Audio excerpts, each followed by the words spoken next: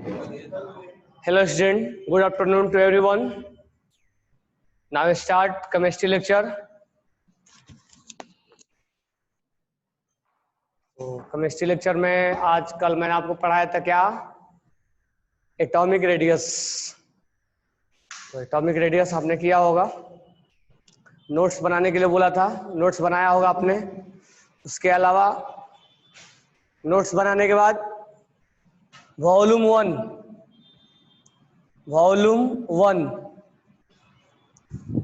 One में तो आपके लिए होमवर्क वॉल्यूम 1 के level 1 class work and homework, level 2 class 1 and homework. Topic is long form periodic table and atomic radii. बराबर है। चलो आगे हम बढ़ते हैं। अब हम यहाँ से दो टॉपिक पढ़ने वाले हैं। First topic is screening effect and second topic is screening effect को ही शील्डिंग इफेक्ट बोलते हैं, और सेकेंड टॉपिक है हमारा जेड इफेक्टिव। ये दोनों टॉपिक पढ़ने वाले हैं। साथ में हम इसका तीसरा पॉइंट जो पढ़ेंगे, इसका एप्लीकेशन पढ़ेंगे कि कहाँ कहाँ हम शील्डिंग इफेक्ट का हम यूज करते हैं। तो इस 3 पॉइंट को बहुत अच्छे से पढ़ना है, क्योंकि जब आपका फर्स्ट टाइम ऑफ पेपर होगा, क्योंकि आपका बैच 2 है, बैच 1 का पेपर हो चुका है और उस बैच 1 में बहुत सारे स्टूडेंट ने बहुत अच्छा परफॉर्म किया है। तो आई होप आप भी अच्छे परफॉर्म करोगे, आउट ऑफ लाओगे। उसमें भी कई बच्चे आउट ऑफ लाए हैं, ठीक है। तो वो क्वेश्चन मैं आपको PDF में सेंड कर दूंगा, DPP में। तो जो उनका पेपर हो चुका है, ऑनलाइन पेपर होगा, बट वो पेपर हमारे पास PDF में है, तो मैं उसको सेंड करता हूँ। आप उसको बनाना, पहले आप जो आज होमवर्क दिया उसको आप करोगे, बराबर है। उसमें स्क्रीनिंग इफेक्ट भी था, तो स्क्रीनिंग इफेक्ट अच्छे से समझोगे। स्क्रीनिंग इफेक्ट जो होता है उसको समझने के लिए और उसका यूज समझने के लिए थोड़ा कंसंट्रेट करना, बराबर है क्या। तो ध्यान से सुनो। तो मैं जो ये पॉइंट है, इस पॉइंट को यहाँ से हटा रहा हूँ, ठीक है, क्योंकि समझाते वक्त ये सारे बीच में आएंगे। तो मैं ये हटा के अब ये साइड में लिख रहा हूँ स्क्रीनिंग इफेक्ट। स्क्रीनिंग इफेक्ट इसको हमें कौन नाम से जानते हैं? Shielding effect, shielding effect. और हम दूसरा पढ़ने वाले जेड इफेक्टिव। तो हमारे को 2 टॉपिक है पढ़ने को, ध्यान से सुनना। अगर मान लेते हैं सोडियम है, सोडियम का कॉन्फ़िगरेशन होता है 281, ठीक है। पहला ऑर्बिट में 2 इलेक्ट्रॉन्स रिवॉल्व करता है, दूसरे ऑर्बिट में 8 इलेक्ट्रॉन रिवॉल्व करते हैं, और तीसरे ऑर्बिट में 1 इलेक्ट्रॉन रिवॉल्व करता है। हम जानते हैं 281 होता है। अब ध्यान से सुनना, इस आउटर सेल के इलेक्ट्रॉन पे अब ये घूमते हैं, ये कंटिन्यू अपने पाथ पे घूमते रहते हैं।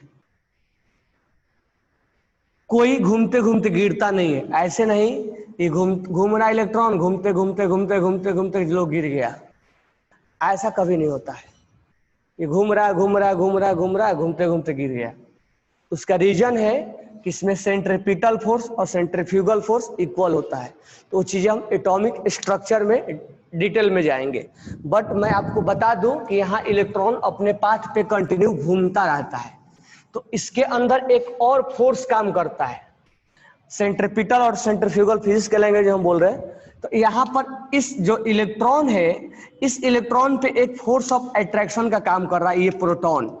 क्योंकि हमें अभी तक मालूम चल गया था कि यहाँ पर 11 प्रोटॉन होता है, अब प्रोटॉन पे चार्ज प्लस होता है। तो इस इलेक्ट्रॉन पे ये प्रोटॉन जो है वो अट्रैक्ट करता है। तो मैं इसको यहाँ अगर बनाऊं, ये इलेक्ट्रॉन है और ये जो 11 प्रोटॉन है, तो इस इलेक्ट्रॉन पे और इस प्रोटॉन पे इलेक्ट्रोस्टैटिक फोर्स ऑफ अट्रैक्शन होता है। तो अगर प्लस में और माइनस में हम क्या बोलते हैं, तो अगर पॉजिटिव चार्ज हो और नेगेटिव चार्ज हो, तो पॉजिटिव चार्ज और नेगेटिव चार्ज के बीच में फोर्स ऑफ अट्रैक्शन होता है, जिसको हम बोलते हैं फिजिक्स के लैंग्वेज में इलेक्ट्रोस्टैटिक फोर्स ऑफ अट्रैक्शन। यानी अपोजिट चार्ज में लिखते चलना, अपोजिट चार्ज में electrostatics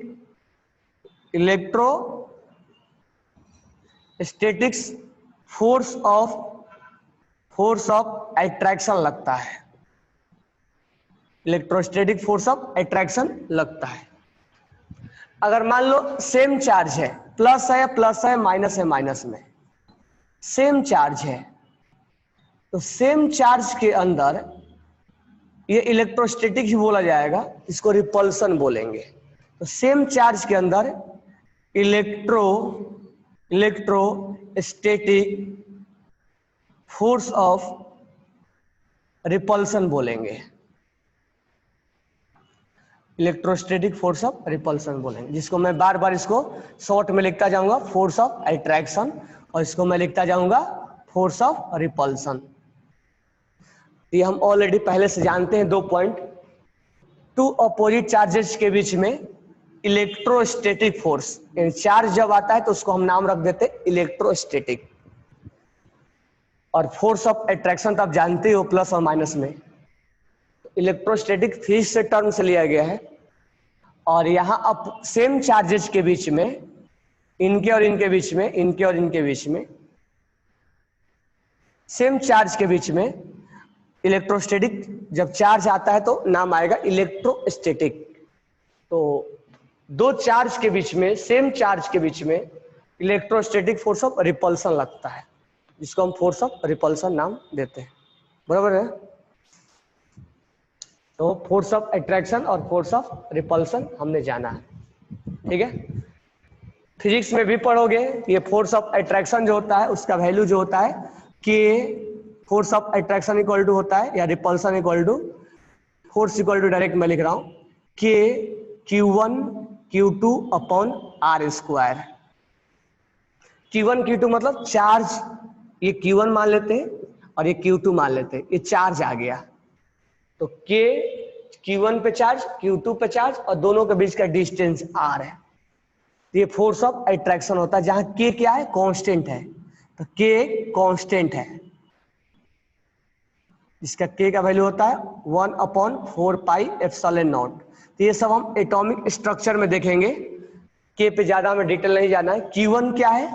Q1 is charge, charge किसी एक पे चार्ज। Q2 क्या है? चार्ज ऑन अनदर पार्टिकल्स, ये भी एक चार्ज है। और R क्या है? Distance between 2 charge particles. तो R is distance between 2 charge particles या आयंस। तो कुल मिला के हमें 3 चीजों के नॉलेज हुआ कि प्लस और माइनस में अपोजिट चार्ज में इलेक्ट्रोस्टैटिक फोर्स ऑफ अट्रैक्शन लगता है, सेम चार्ज में इलेक्ट्रोस्टैटिक फोर्स ऑफ रिपल्सन लगता है। अब उस फोर्स का वैल्यू निकालना है, रिपल्सन का या अट्रैक्शन का, तो उसके लिए फॉर्मूला आता है जो कि हम फिजिक्स में पढ़ते हैं, के Q1 Q2 upon are square. Q1 मतलब इसके ऊपर चार्ज, Q2 मतलब इसके ऊपर चार्ज। ये हम केवल फॉर्मूला जानेंगे, हमें यूज नहीं करना है। केमिस्ट्री का यहां पर करेंगे, लेकिन एटॉमिक स्ट्रक्चर में करेंगे। अपॉन आर स्क्वायर, दोनों के बीच का डिस्टेंस। K इक्वल टू होता है 1/4 pi epsilon not. K constant है, बराबर है। Q1 Q2 एक चार्ज है, और ये R जो है वो डिस्टेंस बिटवीन 2 पार्टिकल्स है। तो हमारे को ये 3 पॉइंट यहाँ पर जानने को मिला। तो ये स्क्रीनिंग इफेक्ट पढ़ने के पहले मैं आपको 3 बेसिक पॉइंट से इंट्रोड्यूस करवाया। तो basic point number 1, basic point number 2 और बेसिक पॉइंट नंबर 3। ये क्या स्क्रीनिंग इफेक्ट पढ़ने के पहले ये तीनों बेसिक पॉइंट आपको क्लियर हुए या नहीं हुए? क्योंकि स्क्रीनिंग इफेक्ट अभी हम पढ़ने वाले हैं। तो ये 3 पॉइंट से आप वाकिफ हुए, क्लियर हुआ? तो यहाँ पे हमें 3 पॉइंट हमारा क्लियर हो गया है, force of attraction, force of repulsion और अट्रैक्शन या रिपल्सन का वैल्यू। अब फोर्थ पॉइंट देखो, फोर्थ पॉइंट देखो ध्यान से, बेसिक पॉइंट नंबर 4, फिजिक्स का ही टर्म है। मान लो एक बॉडी है, मान लेना है एक बॉडी है, इस बॉडी को तुम इधर से 10 न्यूटन धक्का दे रहे हो, और एक यहां पर एक छोटा सा लड़का है, वो 5 न्यूटन से पीछे से उसको धक्का दे रहा है। तो रिजल्टेंट फोर्स क्या आएगा? रिजल्टेंट फोर्स क्या आएगा? रिजल्टेंट फोर्स जो आएगा वो 10-5 यानी 5 न्यूटन फॉरवर्ड डायरेक्शन में होगा, 5 न्यूटन इधर जाएगा, होगा ना? कोई डाउट नहीं होना चाहिए। चलो अब यहां ध्यान देना, एक चार्ज Q1 है और Q2 है, ये इसको इधर अट्रैक्ट कर रहा है, ये प्लस है और ये माइनस है, ये इसको अट्रैक्ट कर रहा है। तो अट्रैक्ट का हम वैल्यू क्यों लिखेंगे? Force of repulsion, force of attraction. अब इसके अंदर एक और चार्ज आ गया बीच में, यहां Q2 एक चार्ज और आ गया, Q2 पे भी निगेटिव है, तो ये इसको क्या करेगा? रिपल्सन करेगा। तो ये अट्रैक्शन हो गया और ये फोर्स ऑफ रिपल्सन हो गया ना? जैसे यहां था तो यहां भी कुछ ऐसा हुआ, अट्रैक्शन ऐसे हुआ और रिपल्सन ऐसे हुआ, यानी कुल मिला के ये है कि अट्रैक्शन जो है, फोर्स ऑफ अट्रैक्शन इस दोनों में इस डायरेक्शन में हुआ है और फोर्स ऑफ रिपल्सन ऐसे हुआ है। अट्रैक्शन का वैल्यू ज्यादा है और रिपल्सन का वैल्यू कम है, ऐसा मान के चलते हैं। तो रिजल्टेंट फोर्स क्या होगा? फोर्स रिजल्टेंट क्या होगा? बोलो, रिजल्टेंट फोर्स क्या होगा? Force of attraction minus force of repulsion, यही होगा ना जो तुम यहां किए। ये इधर से धक्का दे रहा और ये इधर से धक्का दे रहा, अपोजिट डायरेक्शन में, ये रिपल्सन ही तो है। तो कहने का मतलब है force of attraction minus force of repulsion, यही आएगा ना? यस और नो? रिजल्टेंट फोर्स, जैसे मैं, कोई मेरे को ऐसे खींच रहा है और कोई उल्टा खींच रहा है, तो दोनों को क्या करेंगे? अपोजिट। तो एक किसी को खींचा जा रहा है और कोई इसको अपोजिट खींच रहा है, तो ये इसको खींच रहा है और ये इसको रिपल्सन कर रहा है। सीधा सीधा समझना है कि किसी को अट्रैक्ट हो रहा है और उसको एक रिपल्सन किया जा रहा है, जैसे ये है, इसको खींचा जा रहा है और एक जो है मार्कर इसको रिपल्सन कर रहा है। अट्रैक्शन का वैल्यू ज्यादा है और रिपल्सन का वैल्यू कम है, ऐसा मान लिए। तो मानने के बाद रिजल्टेंट फोर्स किधर लगेगा? तो force of attraction minus force of repulsion, इसको राइट डाउन करो, force of attraction minus force of. तो हमारे को 3 पॉइंट लेके हम स्क्रीनिंग इफेक्ट को समझने की कोशिश कर रहे हैं कि स्क्रीनिंग इफेक्ट क्या है। एक रिपल्सन हमारे को आइडिया आया, एक अट्रैक्शन आइडिया आया, एक रिपल्सन आइडिया आया और एक रिजल्टेंट फोर्स का आइडिया आया, बरोबर है?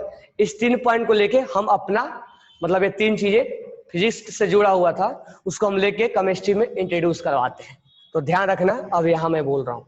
अब हुआ है क्या, ये जो इलेक्ट्रॉन है, ये इलेक्ट्रॉन, हम इस इलेक्ट्रॉन के बारे में सोच रहे हैं, बाकी इलेक्ट्रॉन के बारे में हमारा चिंता नहीं है, हमारा चिंता आउटर सेल के इलेक्ट्रॉन पे है,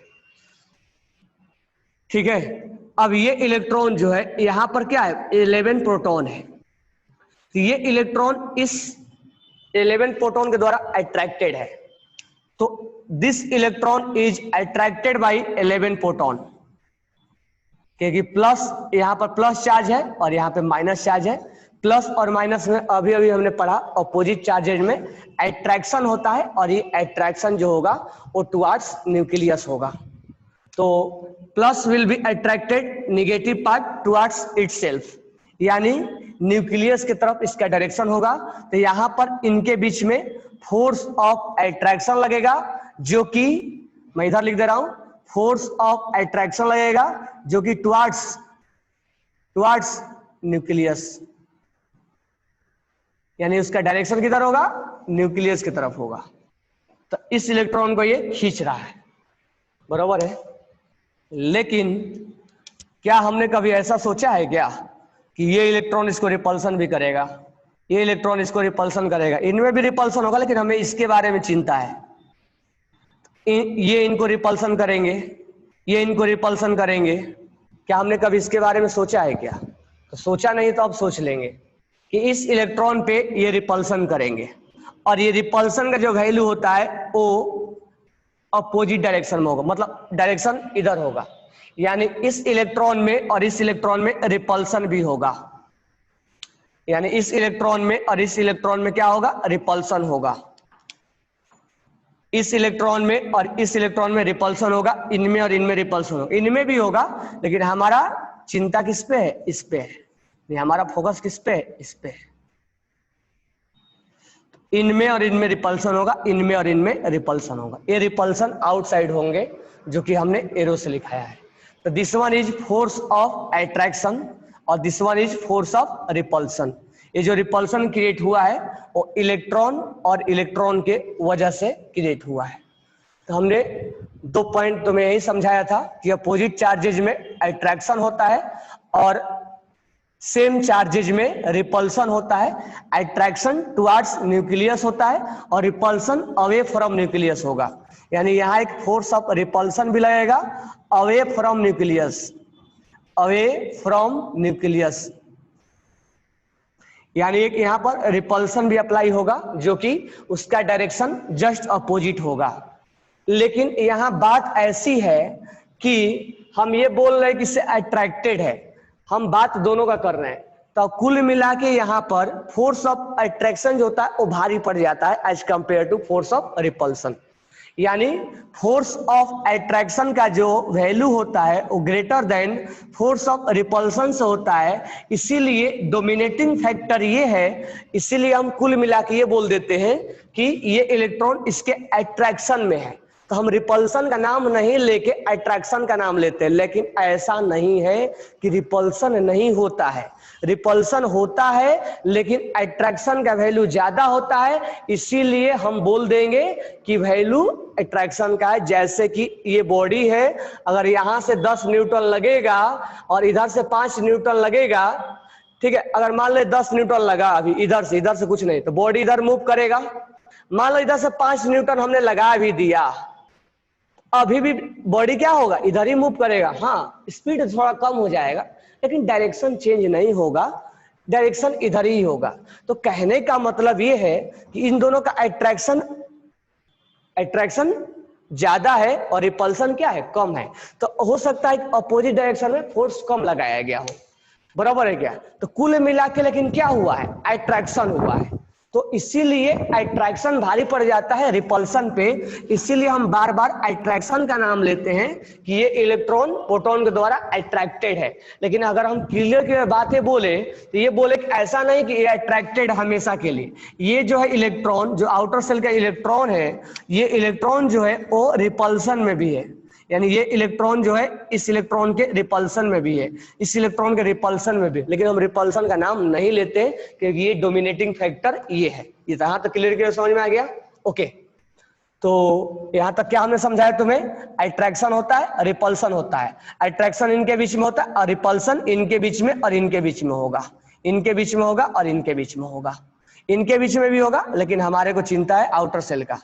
तो इनके और इनके बीच में हम देख रहे हैं। ठीक है, इतना हमारा क्लियर हो गया। अट्रैक्शन और रिपल्सन में अट्रैक्शन ज्यादा होता है। अब हम बात करते हैं कि रिजल्टेंट फोर्स कैसे आया। जैसे हमने आपको तीसरा या चौथा पॉइंट समझाया था रिजल्टेंट फोर्स, तो हम यहां लिखेंगे फोर्स रिजल्टेंट। तो रिजल्टेंट कितना आया? तो force of attraction minus force of repulsion, यानी जो अट्रैक्टेड है इसका वैल्यू माइनस जो रिपल्सन है उसका वैल्यू। अट्रैक्शन और अट्रैक्शन ज्यादा है तो वैल्यू पॉजिटिव आएगा। अट्रैक्शन माइनस रिपल्सन, ये हमारा रिजल्टेंट फोर्स आया इस इलेक्ट्रॉन्स के ऊपर। तो ये हमारा रिजल्टेंट फोर्स आ गया। अब ध्यान रखना, फोर्स ऑफ रिजल्टेंट फोर्स को हम बोलते हैं जेड इफेक्टिव, यानी कितना रिजल्टेंट फोर्स लगा इस इलेक्ट्रॉन्स के ऊपर, that is called Z effective equal to force of attraction का हम नाम देते हैं जेड से, यानी Z is nuclear charge, nucleus यानी प्रोटॉन का चार्ज, यानी जेड हम लिखेंगे अभी, और minus force of repulsion. Force of repulsion का हम नाम देते हैं सिग्मा से, जो कि वही रिपल्सन का काम करता है, स्क्रीनिंग इफेक्ट। तो कहने का मतलब है कि जेड इफेक्टिव रिजल्टेंट कितना आया इसका अट्रैक्शन रिजल्टेंट कितना आया, तो फोर्स ऑफ अट्रैक्शन, अट्रैक्शन को हम बोलेंगे जेड से, यानी न्यूक्लियर चार्ज के द्वारा खींचा गया इलेक्ट्रॉन का जो चार्ज होगा, यानी न्यूक्लियर चार्ज, न्यूक्लियर चार्ज। तो ध्यान से समझना, अगर ये रिपल्सन नहीं होता तो ये 11 प्रोटॉन इस इलेक्ट्रॉन को खींचते, तो हम क्या बोलते, केवल खींचा जा रहा है, रिपल्सन नहीं हो रहा है, केवल अट्रैक्शन हो रहा है। लेकिन तो जब केवल अट्रैक्शन होगा तो हम उसको बोलेंगे न्यूक्लियर चार्ज है। लेकिन यहाँ अपोजिट डायरेक्शन में रिपल्सन भी है, तो हम उस रिपल्सन को क्या करना पड़ेगा, माइनस करना पड़ेगा। तो माइनस करने के बाद जो रिजल्टेंट आएगा उसको हम क्या नाम देंगे, जेड इफेक्टिव, यानी न्यूक्लियर चार्ज, ये न्यूक्लियर चार्ज को हम जेड से, और ये जेड इफेक्टिव मतलब रिजल्टेंट कितना आया। तो this one is resultant force of attraction, और this one is force of attraction, और this one is force of repulsion, जो कि सिग्मा से हम रिप्रेजेंट करेंगे। और यही सिग्मा जो है वो स्क्रीनिंग इफेक्ट है, यही सिग्मा जो है स्क्रीनिंग इफेक्ट है। यानी स्क्रीनिंग इफेक्ट का मतलब क्या होता है, जो इसको कितना पावर से रिपल्सन कर रहा है। तो रिपल्सन को हम बोलते हैं सिग्मा, रिपल्सन को हम क्या बोलेंगे, सिग्मा। यहां से जोड़ो इसको, रिपल्सन को हम बोलेंगे सिग्मा, और सिग्मा को हम बोलते हैं screening effect. Force of attraction को बोलेंगे जेड, और जेड को बोलेंगे न्यूक्लियर चार्ज। दोनों के द्वारा जो रिजल्टेंट आ जाएगा उसको हम बोलेंगे Z effective, that is called Z effective. अब बात रहा इसका वैल्यू निकालने का, तो फर्स्ट हम इसका मीनिंग समझे कि इसका मीनिंग क्या हुआ, what is meaning of screening effect and Z effective. Now अब हम इसका जेड इफेक्टिव का वैल्यू और स्क्रीनिंग इफेक्ट का वैल्यू कैसे निकाला जाता है, how to calculate value of screening effect and Z effective, हम इस पे फोकस करेंगे। तो आपके पास 2 मिनट का टाइम है, आप इसको राइट डाउन करो और जो डाउट है वो मेरे से बोलो। चलो अब हम स्टार्ट करते हैं, how to calculate value of screening effect. Now we calculate the value of screening effect, sigma. How to calculate value of screening effect. Now next point is how to calculate the value of sigma। तो ध्यान से सुनना, ध्यान से सुनना। मान लो ये orbit है, ये ऑर्बिट नंबर n है, इसमें अगर इलेक्ट्रॉन s और p में पाए गए, ये ऑर्बिट नंबर n है, इसमें अगर s और p में इलेक्ट्रॉन पाए गए, तो जिस इलेक्ट्रॉन पे स्क्रीनिंग इफेक्ट निकाला जाता है, यानी स्क्रीनिंग इफेक्ट क्या होता है, उस पर रिपल्सन हम निकाल रहे हैं। तो कुल मिला के स्क्रीनिंग इफेक्ट का मतलब होता है कि उस इलेक्ट्रॉन पे हम रिपल्सन निकाल रहे होते हैं। मान के चलते हैं यहाँ पर 3 इलेक्ट्रॉन है आउटर सेल में, एग्जांपल के साथ हम तुम्हें बता रहे हैं। मान के चलते हैं आउटर सेल में 3 इलेक्ट्रॉन है, तो इस इलेक्ट्रॉन पे आपको रिपल्सन निकालना है। रिपल्सन कितना होगा, रिपल्सन को ही क्या बोलते हैं, स्क्रीनिंग इफेक्ट। तो रिपल्सन इज कॉल्ड, जो इस इलेक्ट्रॉन पे रिपल्सन करेगा that is called screening effect. बराबर है, ये बिल्कुल आप क्लियर समझना, बराबर है क्या, इसको अच्छे से समझना आप। इसको हम बोलते हैं स्क्रीनिंग सिद्धांत। इसमें भी हो क्या तुम, तो हम उसको बोलेंगे स्क्रीनिंग इफेक्ट, बराबर है। तो how to calculate value of sigma, ये हमारा इंपॉर्टेंट पॉइंट रहेगा। तो सिग्मा का मतलब हाउ टू कैलकुलेट सिग्मा बोले तो स्क्रीनिंग इफेक्ट। तो जो इस इलेक्ट्रॉन पे रिपल्सन होगा, उसी रिपल्सन को हम क्या बोलते हैं, स्क्रीनिंग इफेक्ट। तो ध्यान रखना, स्क्रीनिंग इफेक्ट निकालना मतलब रिपल्सन निकालना। लिख लो दिमाग में, कहाँ लिखना है, दिमाग में, कि स्क्रीनिंग इफेक्ट का मतलब होता है रिपल्सन का वैल्यू कैलकुलेट करना। रिपल्सन का मतलब होता है, स्क्रीनिंग इफेक्ट का मतलब होता है रिपल्सन का वैल्यू कैलकुलेट करना। Means in screening effect repulsion is more than attraction. In screening effect repulsion is more than attraction. ये वैष्णवी ये कंसेप्ट मत रखो।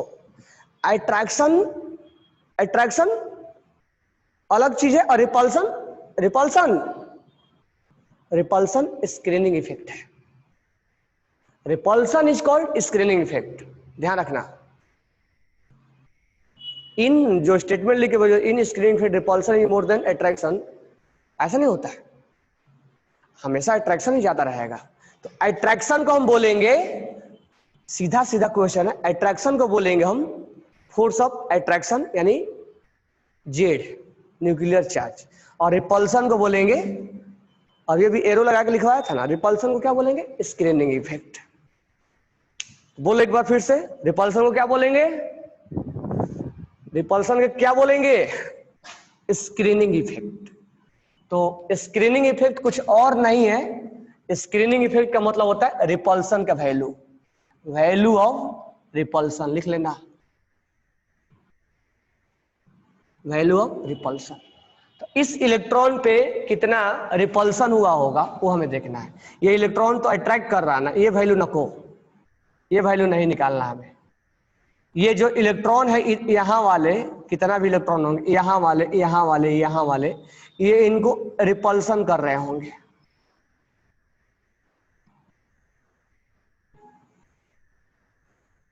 और ये प्रोटॉन इसको अट्रैक्ट कर रहा है। तो कुल मिला के ये रिपल्सन हो रहा है कुल मिला के, लेकिन अट्रैक्शन का फोर्स क्या है ज्यादा है, attraction is more then repulsion. तो जो रिपल्सन इस इलेक्ट्रॉन का इस पे रिपल्सन हो रहा है, उसी रिपल्सन को हम क्या बोलते हैं स्क्रीनिंग इफेक्ट। तो हम रिपल्सन का वैल्यू निकाल रहे हैं। क्लियर हो गया? चलो, जिस इलेक्ट्रॉन का हमें रिपल्सन निकालना होता है उसका हम खुद का रिपल्सन नहीं निकालते हैं। लोग मुझे धक्का दे रहे हैं तो मैं अपना धक्का अपने पे निकालूंगा क्या, कि मैं कितना अपने पे धक्का दे रहा हूं। लोग मुझे धक्का दे रहे हैं ना, तो लोगों के द्वारा धक्का निकालूंगा ना मैं अपना धक्का मैं खुद पे लगा दूंगा कि मैं भी अपने आप को धक्का दे रहा हूं।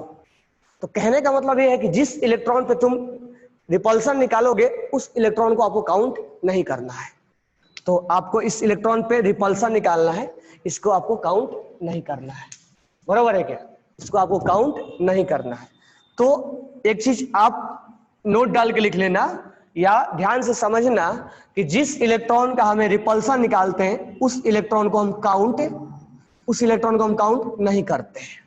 तो हम इस इलेक्ट्रॉन को काउंट नहीं करेंगे, यानी जिस पे रिपल्सन निकालना होता है।